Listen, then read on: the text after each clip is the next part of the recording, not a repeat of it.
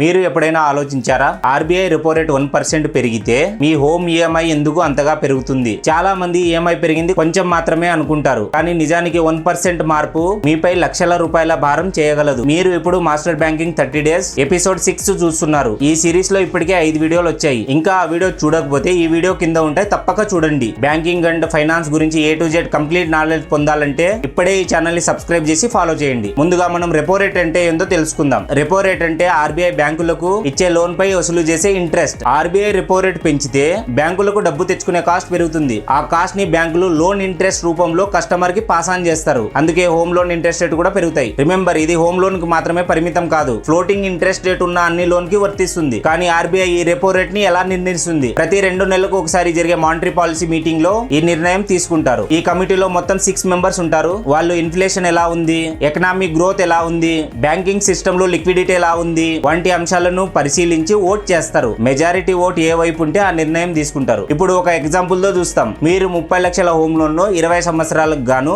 8% interest తో తీసుకున్నారు అనుకుందాం. అప్పుడు మీ ఈఎంఐ సుమారు 25,093 రూపీస్ అవుతుంది. లోన్ పూర్తయ్యేసరికి మొత్తం దాదాపు 60.2 lakhs పే చేస్తారు. కానీ ఇంట్రెస్ట్ రేట్ 8% to 9% పెరిగితే మీ ఈఎంఐ సుమారు 26,992 కి పెరుగుతుంది. అంటే నెలకు దాదాపు 1,900 ఎక్స్ట్రా కట్టాల్సి వస్తుంది. కానీ అసలు షాక్ ఇక్కడే ఉంది. 20 సంవత్సరాల తర్వాత మీరు చెల్లించే మొత్తం దాదాపు 64.8 lakhs కి చేరుతుంది. అంటే కేవలం 1% ఇంట్రెస్ట్ పెరగడం వల్ల మీపై దాదాపు 4.5 lakhs ఎక్స్ట్రా భారం పెరుగుతుంది. రెపో రేట్ లో చిన్న మార్పు జరిగినా బారోవర్ పై దాని ప్రభావం చాలా పెద్దగా ఉంటుంది. నెక్స్ట్ ఎపిసోడ్ లో ఆర్బీఐ లేకపోతే ఏం జరుగుతుందో తెలుసుకుందాం. ఈ వీడియో నచ్చితే లైక్ చేయండి, షేర్ చేయండి, సబ్స్క్రైబ్ చేసి ఫాలో చేయండి.